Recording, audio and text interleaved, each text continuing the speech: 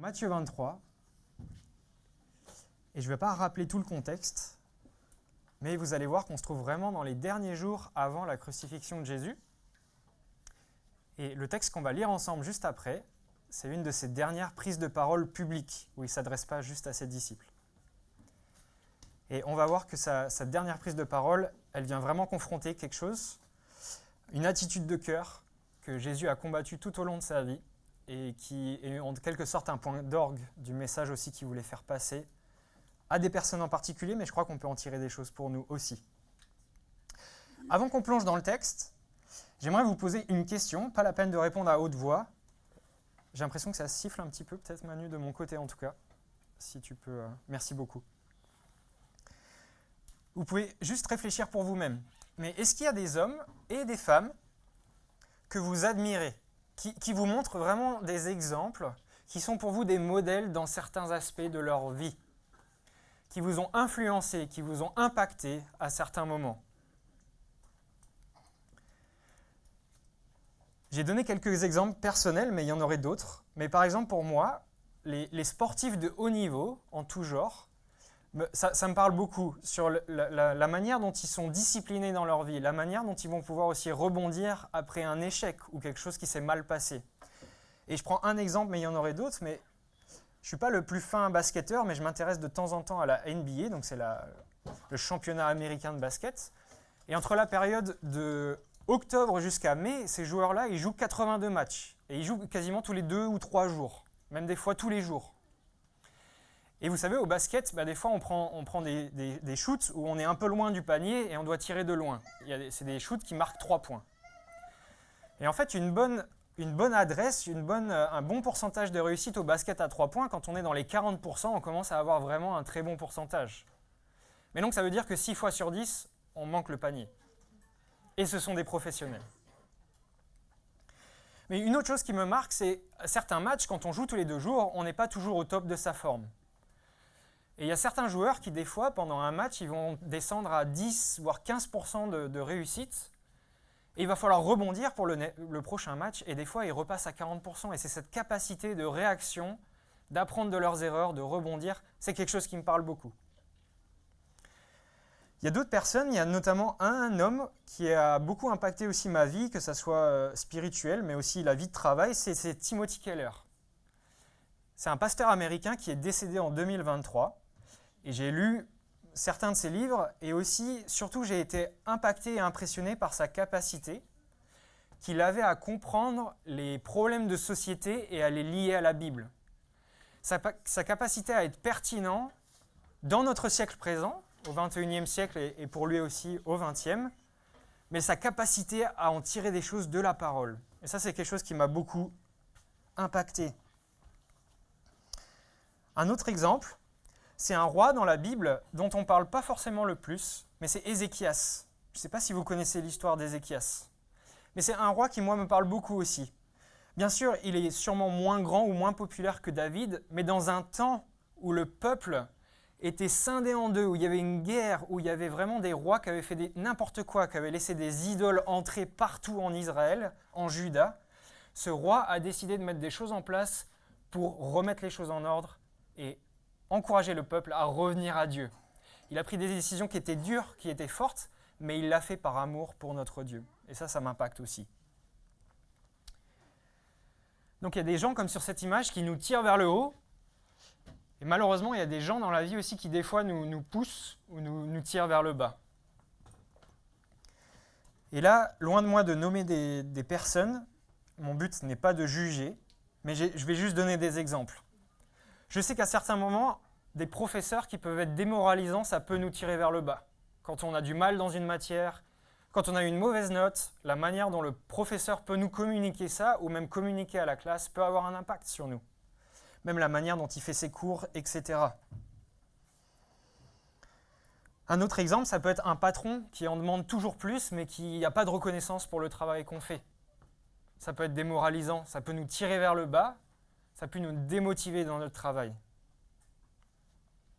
Enfin, un autre exemple, ça peut être un collègue ou un ami qui parfois a des mots, même sans être méchant, mais qui sont moqueurs, qui peuvent nous blesser. Et ça peut aussi nous décourager. Dans le texte qu'on va voir aujourd'hui, il y a des gens qui avaient été placés dans le peuple, parmi les Juifs, et qui étaient censés conduire les Juifs vers Dieu, être des exemples qui tirent les gens vers le haut. Mais ces gens-là, ils vont être sévèrement repris par Jésus sur leur motivation et sur leur façon d'agir. Et il y a une chose que Jésus va notamment pointer, c'est leur hypocrisie. Qu'est-ce que ça veut dire que Jésus va pointer leur hypocrisie? Jésus va pointer le fait que leurs paroles et leurs actions ne sont pas en harmonie. Ils disent des choses et ils ne font pas, ils ne disent pas certaines choses et ils font. Et c'est ce qu'on va voir ensemble aujourd'hui. Je vous invite à lire avec moi dans Matthieu au chapitre 23, à partir du verset 13.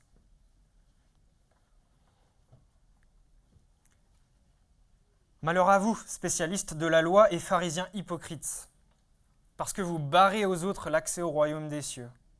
Et non seulement vous n'y entrez pas vous-même, mais vous empêchez d'entrer ceux qui voudraient le faire. Malheur à vous, spécialistes de la loi et pharisiens hypocrites, car vous dépouillez les veuves de leurs biens, tout en faisant de longues prières pour l'apparence. C'est pourquoi votre condamnation n'en sera que plus sévère. Malheur à vous, spécialistes de la loi et pharisiens hypocrites. Vous parcourez terre et mer pour amener ne fût-ce qu'un seul païen à votre religion. Et quand vous l'avez gagné, vous lui faites mériter l'enfer 2 fois plus que vous.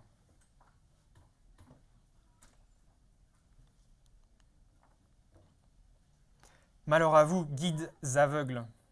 En effet, vous dites, si quelqu'un jure par le temple, il n'est pas tenu par son serment. Mais s'il jure par l'or du temple, il doit tenir son serment. Insensé et aveugle que vous êtes. Qu'est-ce qui est le plus important, l'or ou le temple qui rend cet or sacré? Ou bien vous dites, si quelqu'un jure par l'autel, il n'est pas tenu par son serment. Mais s'il jure par l'offrande qui est sur l'autel, il doit tenir son serment. Aveugle que vous êtes. Qu'est-ce qui est plus important, l'offrande ou l'autel qui rend cette offrande sacrée? En fait, celui qui jure par l'autel jure à la fois par l'autel et par tout ce qui est dessus. Celui qui jure par le temple jure à la fois par le temple et par celui qui y habite. Celui qui jure par le ciel jure à la fois par le trône de Dieu et par celui qui y siège. Ici s'arrête la parole de Dieu. Un texte dur à lire, non? Un texte qui vient directement dans la confrontation. Mais ce matin, j'aimerais qu'on retienne cette idée-là, ou en tout cas qu'on regarde 4 marques qui vont nous aider à repérer l'hypocrisie dans notre propre cœur, mais aussi parfois chez les autres, et qui vont nous aider, avec l'aide de Dieu, à combattre cela de la bonne manière. Donc 4 marques. Et j'ai essayé de faire pour qu'on s'en rappelle une fois sorti ici, et donc les 4 marques, j'ai essayé de les imager, ça va être quelque chose qui va revenir pour qu'on puisse s'en rappeler. La première, c'est une barrière. La deuxième, c'est un porte-monnaie. La troisième, c'est une boussole. Et la quatrième, c'est la langue. Okay? On essaie de se rappeler de ça. Barrière, porte-monnaie, boussole et langue. La première marque, c'est que l'hypocrisie, c'est une barrière qui empêche d'aller vers Dieu. Dans les 12 premiers versets du chapitre 23, Jésus il s'est adressé à ses disciples. C'est ce que Matthieu nous avait prêché il y a 3 semaines de cela peut-être. Il s'était adressé à ses disciples pour les avertir de ne pas reproduire l'attitude des pharisiens et des chefs de la loi. Et ici, dans le texte, en fait, on a un shift, et vous pouvez vraiment l'imaginer. À partir du verset 13, donc le texte qui nous correspond aujourd'hui, Jésus ne s'adresse plus à ses disciples, il s'adresse directement aux pharisiens et aux chefs de la loi. Et avant qu'on rentre vraiment dans le cœur du texte, j'aimerais juste nous rappeler qui sont ces pharisiens et ces chefs de la loi, pour qu'on ait bien en tête leur rôle et ce qu'ils étaient censés faire. Les chefs de la loi, ils étaient responsables d'étudier ce qu'on appelle aujourd'hui l'Ancien Testament, ce qui eux probablement appelaient la Torah, et de répondre à des questions difficiles ou moins difficiles à partir de leurs études, et ils devaient aussi enseigner le peuple à partir de ce qu'ils avaient tiré de l'Écriture. Donc ça, c'est pour les chefs de la loi.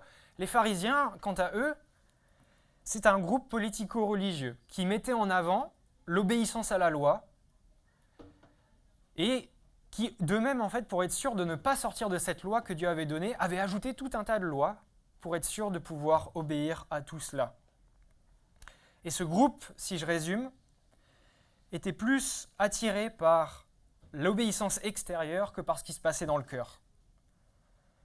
Il ne donnait que peu d'importance aux motivations et aux dispositions du cœur. Voilà un bref résumé, mais c'était des gens qui avaient la responsabilité et qui avaient aussi une position haute dans la société, et donc qui étaient regardés, scrutés, et qui étaient censés être là pour être des modèles.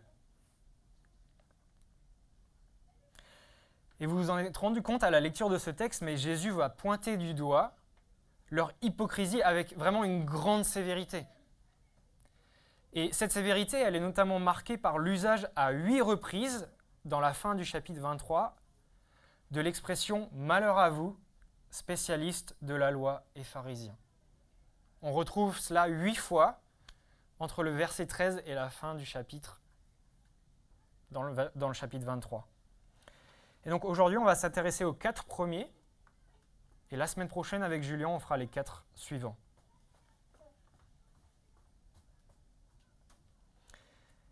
Et donc je vous disais, le premier point que moi m'a sauté aux yeux quand j'ai regardé ce texte, c'est que les pharisiens et les chefs de la loi, en fait, c'est comme des barrières pour ceux qui désirent entrer dans le royaume de Dieu. Le texte dit ceci: vous barrez aux autres l'accès au royaume des cieux. Vous leur barrez la route. Vous leur barrez leur entrée.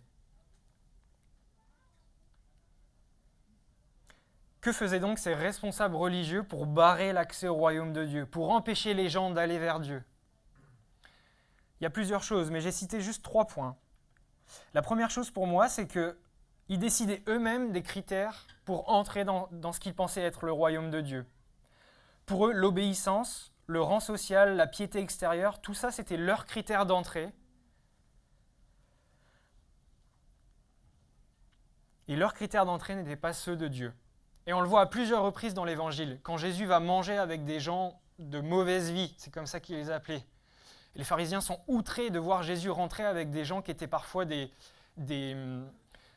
alcooliques, des gens qui volaient, des prostituées. Les gens étaient indignés, les pharisiens. En fait, ils ne pensaient pas que le royaume de Dieu était pour des gens comme ça. Leurs propres critères. La deuxième chose qu'ils faisaient et qui pour moi était une barrière, c'est qu'ils enseignaient qu'il fallait obéir parfaitement à la loi et aux lois qu'eux avaient ajoutées. En quelque sorte, ils enseignaient que l'entrée au royaume de Dieu se faisait par l'obéissance. Et le troisième point, et c'est probablement le plus important, ils ne reconnaissaient pas Jésus comme Dieu lui-même et ne reconnaissaient pas son autorité. Et ça, c'est la plus grande barrière pour accéder à Dieu, puisque Dieu a clairement dit dans sa parole qu'on accède au Père si on passe par Christ. On connaît le Père si on connaît le Fils, on connaît le Fils si on connaît le Père. Mais eux ont décidé que Jésus, ce n'était pas le sauveur dont ils avaient besoin. Et vous avez vu dans le texte, c'est que non seulement ils empêchaient les gens de rentrer, mais eux-mêmes, ils n'en font pas partie non plus du royaume de Dieu. Le texte nous dit non seulement vous n'y entrez pas vous-même, et je crois que les pharisiens en eux, ils avaient cette idée que s'il y avait des gens qui méritaient d'être dans le royaume de Dieu, ça devait bien être eux.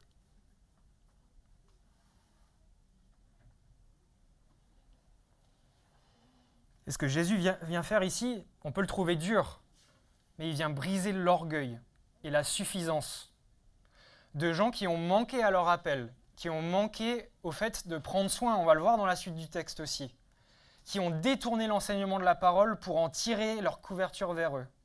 Et c'est tout ça que Jésus dénonce ici. Et il leur annonce vraiment à haute voix une vérité, puisqu'elle vient de Christ. Eux ne font pas partie du royaume de Dieu.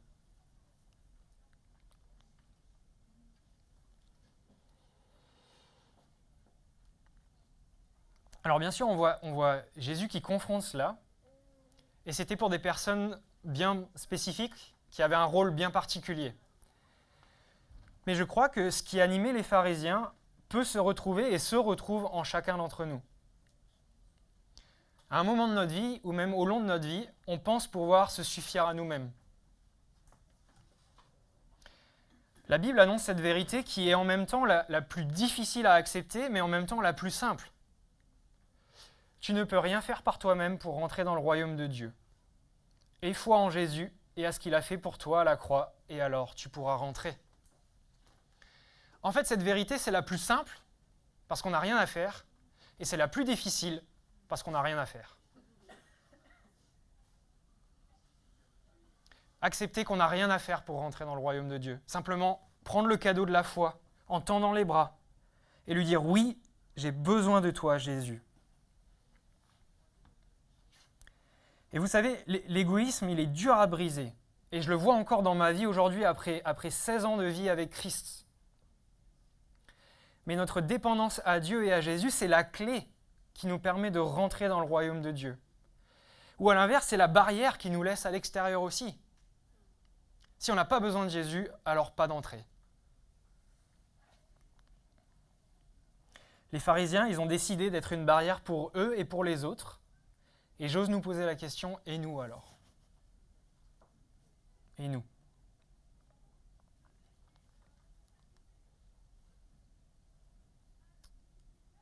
Une barrière, ensuite un porte-monnaie. Je relis le verset, au verset 14. « Malheur à vous, spécialistes de la loi et pharisiens hypocrites, car vous dépouillez les veuves de leurs biens, tout en faisant de longues prières pour l'apparence. C'est pourquoi votre condamnation n'en sera que plus sévère. » Alors peut-être pour les plus observateurs et les plus puristes d'entre vous, ce verset, il est mis entre crochets dans plein de versions différentes de la parole, parce qu'il n'était pas dans les textes originaux, on pense qu'il a été ajouté après. Je me permets de prêcher dessus, parce qu'on le retrouve en fait dans des textes parallèles, en Luc notamment, avec la même idée, donc c'est pas que l'idée est fausse, il y a juste une question si elle se trouve vraiment dans l'évangile de Matthieu. Donc vous la verrez entre crochets souvent dans la parole, mais ce qui est dit est vrai et on le retrouve ailleurs dans la parole où là on est sûr que c'était dans les textes originaux. Ok ? Le deuxième reproche de Jésus porte sur la manière dont les pharisiens traitent les veuves. Et je ne sais pas si vous avez ça en tête, mais les veuves, c'était des personnes très vulnérables au temps de Jésus et dans l'Ancien Testament. Et il y a plusieurs raisons derrière cette vulnérabilité, et je vais juste en mentionner quelques-unes, on pourrait y passer beaucoup de temps. C'est un contexte intéressant d'ailleurs. La première vulnérabilité, c'est une vulnérabilité économique.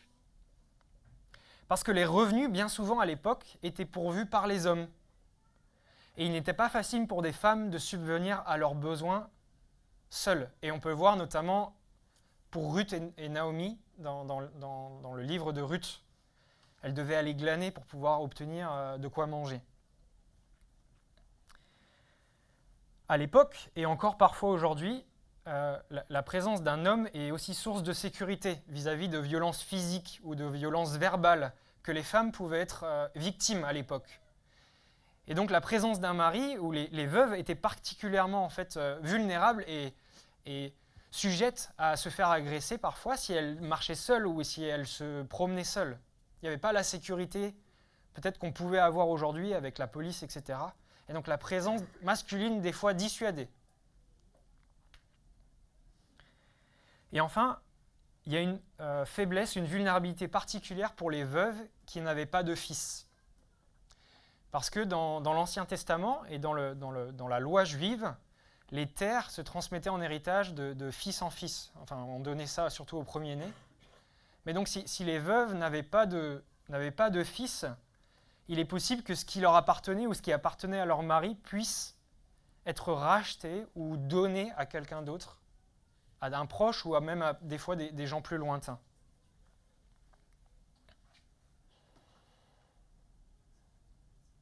Et en fait, face à cette vulnérabilité, Dieu avait prévu des lois afin de protéger ces personnes qui étaient plus faibles, qui étaient dans un besoin plus particulier. Et dans la parole de Dieu, on trouve souvent, ici ça parle que des veuves, mais souvent l'Ancien Testament groupe deux groupes de personnes, les veuves et les orphelins. C'est souvent les versets qu'on retrouve. Et par exemple, en Exode 22, on a une loi de Dieu, on va dire une loi sociale qui protège ces personnes dans le besoin.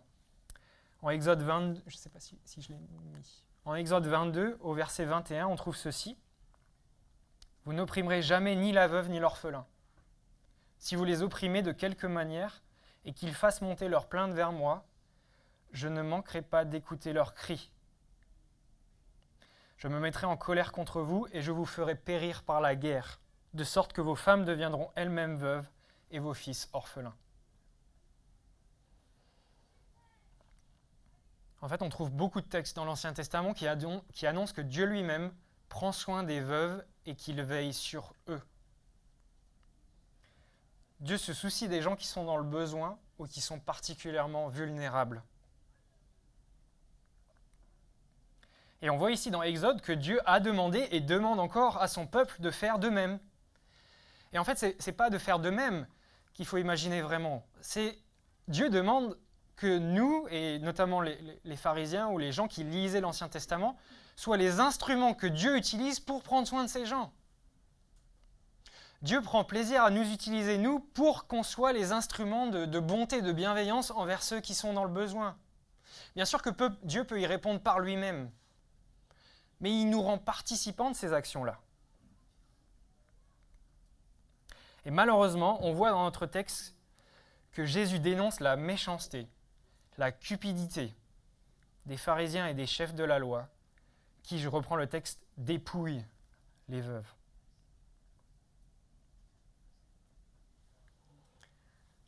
Alors que faisait-il exactement ? Pas facile à répondre. Donc ça ne sera que des hypothèses, on n'a pas d'éléments vraiment très précis. Mais très certainement, ils prenaient avantage de leur position de responsable et de guide du peuple pour demander à ces veuves, par exemple, de faire des dons excessifs au temple, en faisant peser sur elles la peur, en leur disant « c'est ce que Dieu te demande. Il faut que tu donnes tant d'argent, sinon tu n'auras pas la bénédiction. »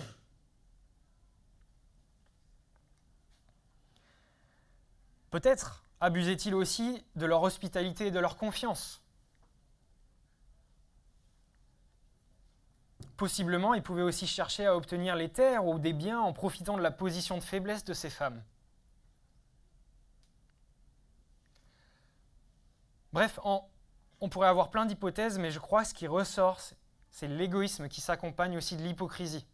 Et en fait, c'est marrant la manière dont le verset lit ces choses et dont Jésus a lié ces choses, c'est qu'il met d'un côté le fait de dépouiller ses veuves et de l'autre le fait de faire de longues prières en apparence devant les gens.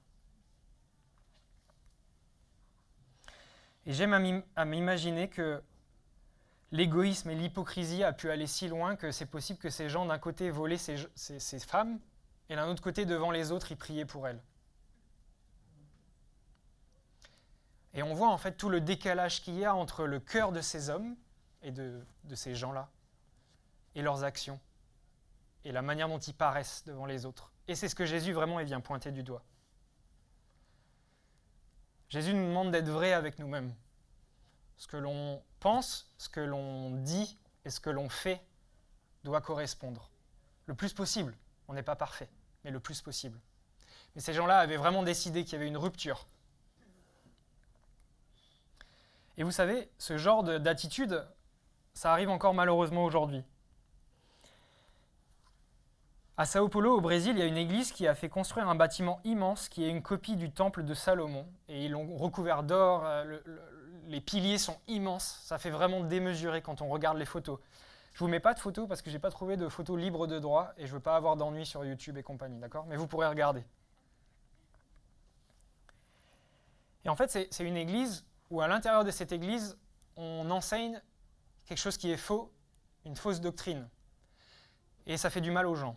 Et cette doctrine est la suivante, c'est que si tu es bien dans ta foi, si tu obéis, si tu donnes de l'argent à Dieu, si tu ne pêches pas, alors Dieu te bénira forcément, tu seras riche, tu seras en bonne santé. Et donc on encourage les gens à donner, et puis on leur explique avec la parole de Dieu qu'ils vont recevoir au centuple. Alors les gens, ils donnent. Et en fait, le pasteur est un des hommes les plus riches au Brésil. L'église est une église immense et à l'intérieur, il y a des gens qui meurent de faim.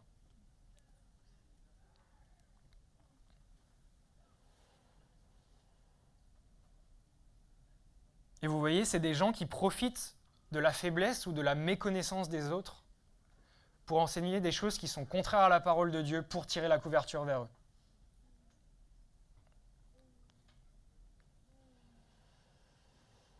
Chers amis, je nous encourage ce matin à faire le bien, comme Jésus l'a fait, en ne cherchant pas notre propre intérêt.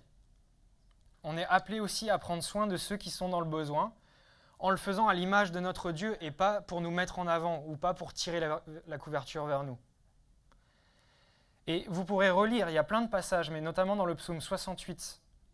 En fait, on nous dit que Dieu est un père pour les orphelins et un défenseur pour les veuves. Et je crois qu'en tant que disciple, on veut ressembler à notre Père, on veut ressembler à Christ, pas vrai?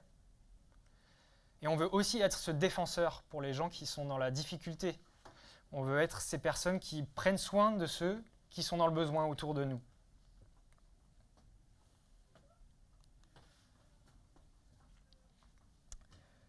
Une barrière, un porte-monnaie et une boussole, troisième marque. Une marque de l'hypocrisie de ces gens-là, c'était qu'ils étaient une boussole qui montrait le mauvais chemin. Malheur à vous, spécialistes de la loi et pharisiens hypocrites, vous parcourez terre et mer pour amener ne fût-ce qu'un seul païen à votre religion. Et quand vous l'avez gagné, vous lui faites mériter l'enfer 2 fois plus que vous. Le troisième reproche de Jésus pointe la manière dont les pharisiens essayent d'amener d'autres à leur religion. Alors ça pouvait être des personnes qui étaient non-juifs et qui arrivaient dans la religion juive directement par la religion des pharisiens, mais ça pouvait être des juifs qui étaient peut-être plus tolérants ou moins tranchés que les pharisiens qu'ils amenaient avec eux. Et on voit dans notre texte que Jésus reconnaît qu'ils y mettent beaucoup d'énergie. Le texte nous dit que Jésus reconnaît qu'ils traversent terre et mer. Ils ont un zèle qui est fort.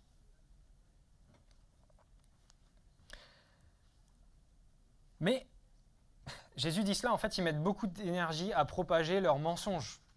Tout ce qui n'est pas vérité, c'est un mensonge. Autour de la manière d'obtenir le salut et de leur idée, autour de la manière d'obtenir le salut. Et ces gens-là, en fait, ils ne rendent pas témoignage de qui est Dieu vraiment.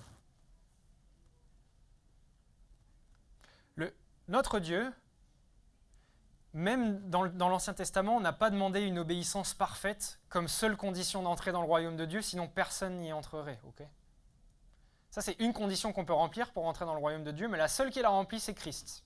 Aucun autre être humain n'a fait ça. Ce que Dieu a annoncé dès l'Ancien Testament, c'est que c'est une foi en lui, une reconnaissance de notre dépendance pour obtenir le salut, qui nous donne accès à lui et à son royaume. On a ce verset qui dit que c'est la foi d'Abraham qui lui a été imputée comme justice. C'est comme ça qu'il a pu rentrer dans le royaume. Cette quête pour les pharisiens d'amener plus de gens dans leurs idées vient de plusieurs motifs qui peut encore une fois sembler égoïstes et hypocrites. On peut imaginer qu'ils voulaient étendre leur influence, étendre leur pouvoir. Mais Jésus, il va les reprendre encore une fois sévèrement en leur disant que lorsque quelqu'un se joint à leur cause, il mérite alors l'enfer 2 fois plus qu'eux. Qu'est-ce que Jésus veut dire par là? Certaines personnes, quand elles se convertissent ou se convertissaient, devenaient encore plus légalistes et plus strictes que les pharisiens eux-mêmes. Et vous savez, c'est cette idée que ça arrive aussi dans le monde chrétien, mais ça arrive pour n'importe quelle passion ou n'importe quelle chose dans laquelle on tombe dedans. C'est quand c'est quelque chose qu'on découvre sur le tard, qu'on n'a pas grandi avec ou quelque chose, on a tendance à être beaucoup plus tranché dans nos positions, beaucoup plus zélé, beaucoup plus à prendre les choses en main et à vouloir changer les choses. Et je crois que c'est ce qui pouvait se passer aussi pour ces gens qui intégraient en quelque sorte cette religion et qui croyaient peut-être vraiment, sincèrement, que c'était la seule manière d'entrer dans le royaume. Jésus ici dénonce quelque chose de grave. En fait, il n'y a pas grand-chose de plus sérieux que cela. Pour les pharisiens, au lieu de conduire les gens vers Dieu et de leur montrer comment être sauvés, il leur montrait comment aller en enfer. Il leur montrait comment être le plus loin possible de Dieu. Et l'impact de ces responsables religieux, qui auraient pu être la vie et le salut et la bonté et la fidélité, En fait, l'impact final de ces gens-là sur la vie des autres, c'était que ces gens allaient en enfer. Et on voit qu'ici, en fait, Jésus pointe du doigt notre responsabilité vis-à-vis des autres. Et vis-à-vis de nous-mêmes aussi, mais si on a cette vérité et qu'on la connaît, il nous encourage alors à la transmettre avec amour. Bien sûr, chacun est libre de choisir, mais nous, on est là pour la transmettre.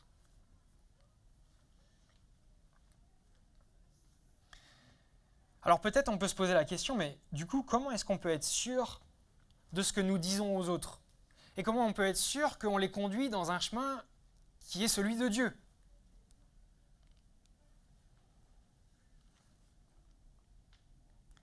Je nous propose quelques balises, quelques éléments qui peuvent nous être utiles pour la réflexion quand on présente à quelqu'un une idée ou ce qu'on croit. Et les balises sont les suivantes. La première, c'est que la Bible, c'est la source de la vérité. C'est tellement utile pour moi de savoir que la vérité, elle ne vient pas de Quentin, et ce n'est pas moi qui la tiens. En fait, la responsabilité de la vérité, elle est sur Dieu. Et moi, je suis juste un présentateur de la vérité que j'essaye de comprendre au mieux. Ce n'est pas moi qui suis détenteur de cette vérité. Elle appartient à Dieu. Et il nous l'a transmise dans sa parole. La deuxième, et ça c'est quelque chose qui pour moi est assez utile, mais la question qu'on pourrait se poser, c'est est-ce que ce que je dis met l'accent sur Jésus ou sur moi-même ou sur un autre être humain? Et ça c'est vraiment quelque chose qui pour moi est utile quand je vais dans une église. Si on met l'accent sur Christ et que Christ est au centre, je me dis souvent, je suis plus relâche. Je me dis, en fait on exalte Christ et c'est lui qui mérite d'être à la première place. Par contre, si dans les dires des gens, on commence à se mettre en avant, ou mettre quelqu'un d'autre, un homme, en avant au-dessus de Christ, là, je vais commencer à me poser des questions. Là, je vais commencer à être plus vigilant. Et enfin, la troisième balise, c'est est-ce que j'annonce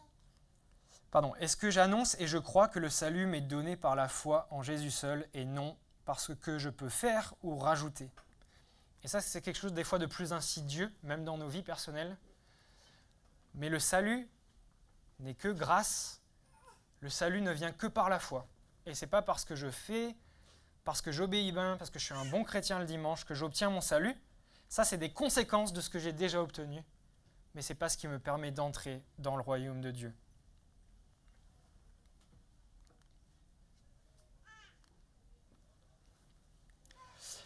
Et la quatrième marque de l'hypocrisie, c'est une langue qui trompe. Et je vais relire ces quelques versets qui sont un peu plus longs. Malheur à vous, guides aveugles. En effet, vous dites, si quelqu'un jure par le temple, il n'est pas tenu par son serment, mais s'il jure par l'or du temple, il doit tenir son serment. Insensés et aveugles que vous êtes, qu'est-ce qui est le plus important, l'or ou le temple, qui rend cet or sacré? Ou bien vous dites, si quelqu'un jure par l'autel, il n'est pas tenu par son serment. Mais s'il jure par l'offrande qui est sur l'autel, il doit tenir son serment. Aveugle que vous êtes, qu'est-ce qui est le plus important, l'offrande ou l'autel qui rend cette offrande sacrée? En fait, c'est celui qui jure par l'autel, jure à la fois par l'autel et par tout ce qui est dessus. Celui qui jure par le temple, jure à la fois par le temple et par celui qui y habite. Celui qui jure par le ciel, jure à la fois par le trône de Dieu et par celui qui y siège.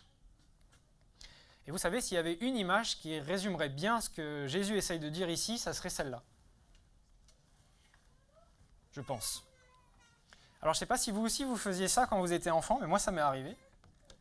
On discutait dans la cour de récré et puis on disait qu'on allait faire des choses et des fois même on faisait des promesses, vous savez. Et puis il y avait un petit jeu où des fois on pouvait sortir de la promesse si derrière le dos on croisait les doigts. Et des fois même on allait jusqu'à croiser les orteils de doigts de pied, on ne sait jamais.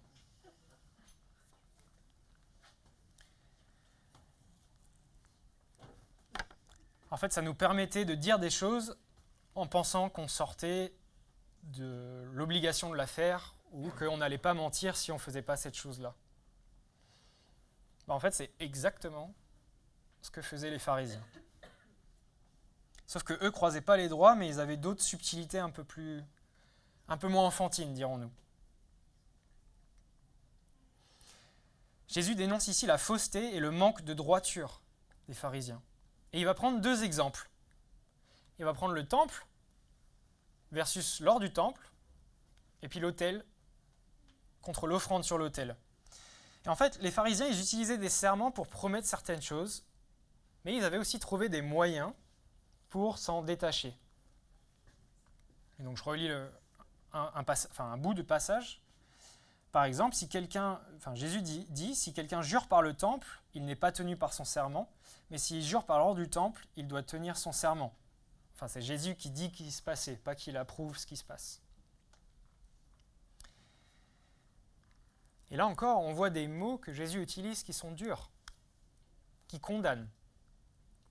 Jésus leur reproche d'être aveugles et insensés. Et en fait, littéralement, Jésus leur dit, en fait, vous avez l'attitude d'un fou. Vous avez l'attitude d'un fou. En fait, il leur montre que leur raisonnement ne tient pas debout, en disant notamment que le temple, c'est plus important que l'or qui est dedans. Et de même pour l'autel, qui est plus importante que l'offrande. En fait, il faut imaginer que la parole de ceux qui étaient censés enseigner les autres, de ceux qui étaient censés montrer l'exemple, cette parole, elle n'était pas fiable, on ne pouvait pas compter sur eux, et ils trouvaient des subterfuges pour se détacher de ce qu'ils annonçaient. Et pour remettre vraiment ça dans le contexte, imaginez, pendant une assemblée d'église ou pendant une réunion, nous les anciens, on dit qu'on va faire quelque chose. Et même pour aller plus loin, on promet qu'on le fera de tout cœur. Et imaginez qu'on ne fasse pas ce qu'on est dit. Et que vous nous trouviez à juste raison et vous nous dites, les anciens, vous aviez dit que vous feriez ça. Et la seule réponse qu'on trouve à faire, c'est « Ah oui, mais on n'avait pas promis sur le toit de l'église. »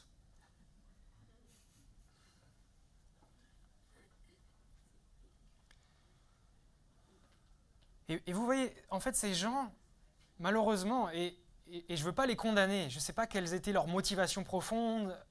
Jésus les condamne, et je veux simplement enseigner ça ce matin, parce que Jésus l'a tout simplement dit, mais ces gens-là utilisaient le fait qu'ils étaient censés connaître la parole de Dieu, et ils l'utilisaient pour perdre les gens qui connaissaient moins de choses. Et ça, c'est terrible. En disant que l'or du temple, c'est plus important que le temple, ou le sacrifice, c'est plus important que l'autel sur lequel on fasse les sacrifices. Ils utilisaient en fait la parole et ce que Dieu avait instruit pour leurs propres affaires.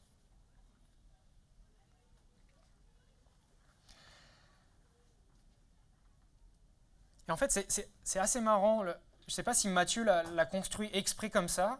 Je lui demanderai un jour quand je serai auprès de Dieu. Mais dans le premier message de Jésus public, donc qui est le sermon sur la montagne dans Matthieu, donc c'est Matthieu au chapitre 5 et 6, et 7 peut-être, en fait Jésus fait déjà les mêmes reproches. Alors il est un peu moins dur, il ne va pas confronter directement les pharisiens, mais il va dire ceci dans Matthieu 5, au verset 33. Donc là, il prêche publiquement. Vous avez encore appris qu'il a été dit à nos ancêtres, tu ne rompras pas ton serment. Ce que tu as promis avec serment, devant le Seigneur, tu l'accompliras. Eh bien, moi, je vous dis de ne pas faire de serment du tout. Ne dites pas, je le jure par le ciel, car le ciel, c'est le trône de Dieu. Ou, j'en prends la terre à témoin, car elle est l'escabeau où Dieu pose ses pieds. Ou, je le jure par Jérusalem, car elle est la ville de Dieu le grand roi. Ne dites pas davantage, je le jure sur ma tête, car tu ne peux pas rendre un seul de tes cheveux blancs ou noirs.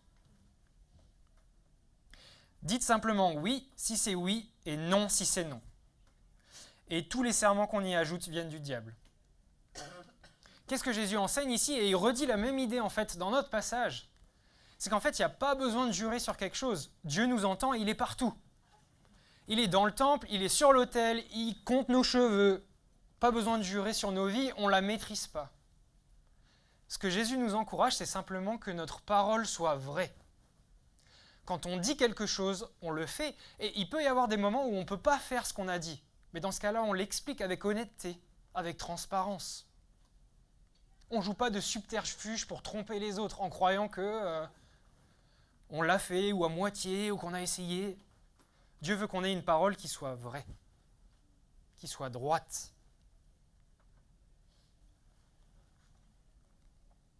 Et mettre en adéquation nos paroles et nos actes, c'est pas quelque chose de simple. Et on le vit dans des contextes différents, mais moi je le vis dans mon rôle de parent aujourd'hui. Et ça peut être des choses qui font sourire, mais pour moi la droiture et l'honnêteté commencent là, et je vous donne des exemples. Mais quand je dis à mes enfants que je dois encore travailler pendant 5 minutes et qu'après je jouerai avec eux, alors je dois essayer un maximum de me tenir à cette parole qui est importante en tant que responsable dans le foyer. Et il en va de même lorsque j'annonce à un de mes enfants que la prochaine fois qu'il refuse de se brosser les dents, il va aller s'asseoir 5 minutes dans l'escalier. Si cela arrive, qu'il décide de ne pas se brosser les dents, alors je dois faire ce que je lui ai annoncé.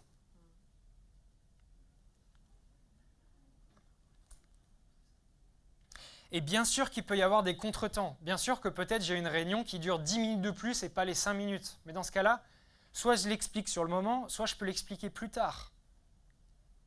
L'idée n'est pas d'être intransigeant. L'idée est d'être droit. Et pareil pour la punition, on peut faire preuve de grâce et lui dire « Écoute, tu le méritais, mais aujourd'hui, je vois que tu es fatigué, je décide de ne pas aller jusqu'au bout de la punition. » Mais on explique. Et c'est un exemple que je souhaitais prendre en tant que parent, mais ça peut s'appliquer dans bien des domaines si vous n'êtes pas parent ou que vos enfants sont déjà plus grands et qu'il n'y a plus ce genre de problème. Mais ça peut être au travail. Moi, je vois beaucoup quand on s'engage à faire des choses, quand on dit oui, je vais rendre ce rapport dans 2 jours, et qu'on attend 3, 4, 5, 6, 7 jours sans aucune nouvelle.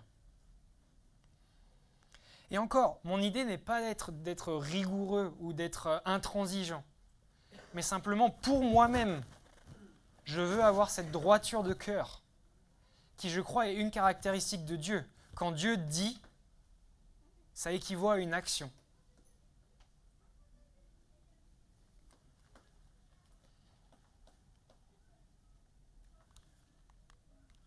Alors pour conclure, peut-être en lisant ce passage, et c'était ma première réaction en étudiant un petit peu, c'est est-ce que ce que Jésus dit là aux pharisiens, c'est vraiment pour nous?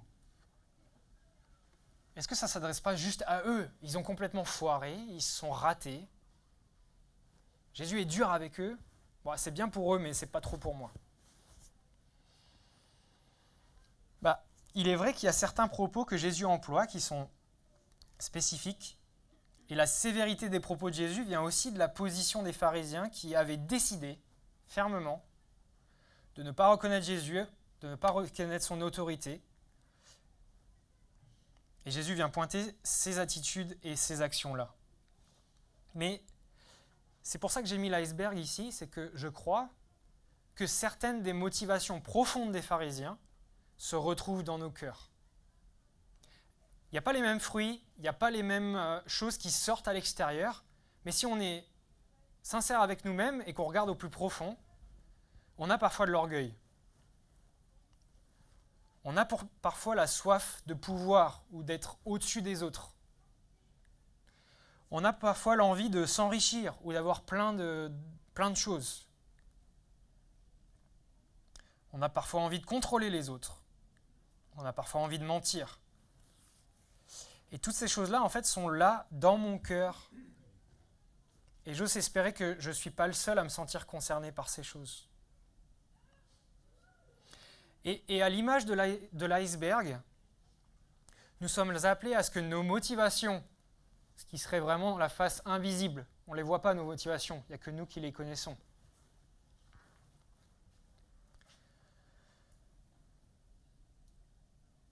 Que nos motivations soient alignées avec ce que nous faisons et ce que nous faisons avec ce que nous disons. Parce que c'est comme ça qu'on pourra être droit. C'est pour ça qu'on pourra témoigner avec vérité. C'est pour ça qu'on pourra combattre le péché comme Jésus nous le commande. Et c'est dur parfois d'aligner ces différentes couches. Motivation, action et ce qu'on dit.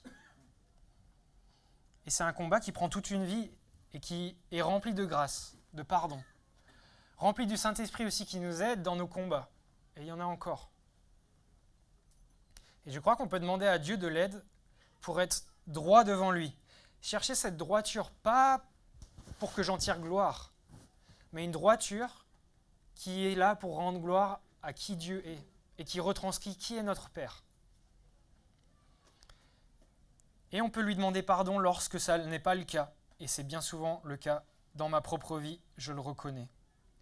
Et il y a ce verset qui m'accompagne, que vous connaissez tous, mais que j'aimerais vous laisser. Dans 1 Jean 1, verset 9, je ne l'ai pas mis, si nous reconnaissons nos péchés, il est fidèle et juste. Et par conséquent, il nous pardonnera nos péchés et nous purifiera de tout le mal que nous avons commis. Et ce que j'aime dans ce verset, c'est qu'on n'a pas seulement l'aspect pardon, mais on a l'aspect purification. Ça nous lave dans le temps, ça nous rend blanc, ça nous détache du mal qu'on a fait. C'est tout un challenge, c'est quelque chose qui n'est pas facile, mais demandons de l'aide à Dieu pour vivre ça avec droiture et honnêteté, parce que c'est le témoignage qu'on veut rendre de qui est notre Dieu auprès des gens qui nous entourent aussi. Prions. Seigneur, je te suis reconnaissant pour ce texte dans lequel tu nous apprends à reconnaître l'hypocrisie qui des fois peut se cacher dans notre propre cœur, Seigneur. Merci parce que tu es un exemple aussi de la manière dont tu annonces avec vérité ce que les gens faisaient et la manière dont ils le faisaient, et tu dénonces aussi cette hypocrisie, cet égoïsme, cette volonté de pouvoir contrôler les autres, Seigneur. Seigneur, je reconnais que dans mon cœur, il y a ces mêmes racines. Elles ne prennent pas la même forme que les pharisiens et les chefs de la loi, mais dans mon foyer, dans mon travail, dans qui je suis, je vois des fois mon cœur pécheur, où je vois cet orgueil, je vois cette volonté à vouloir les choses pour moi-même, Seigneur, et non pour ta gloire à toi. Je prie, Seigneur, que comme dans le verset qu'on a lu, tu puisses venir me pardonner, nous purifier, me purifier. Et je prie cela pour moi-même, mais pour tous mes frères et sœurs qui sont là, pour tous ceux qui veulent avancer vers toi avec droiture et honnêteté. Merci parce que tu nous aides, merci parce que tu nous as montré le chemin, merci parce que tu ne nous laisses pas seuls. Aide-nous à avancer non pas comme des légalistes, comme des gens qui mettons les lois et qui soyons intransigeants et non tolérants, mais comme des gens qui aiment, qui t'aiment toi, qui font preuve de grâce envers nous-mêmes mais envers les autres, Seigneur, qui encourageons, qui reprenons avec amour et vérité, Seigneur. Tout ça, c'est qui tu es, Seigneur. Fais transparaître cela en nous, afin que nous brillions comme une lumière et que notre témoignage soit en adéquation avec qui tu es, Seigneur. C'est ma prière pour notre Église et pour nous ce matin. En ton nom, Seigneur Jésus, j'ai prié. Amen.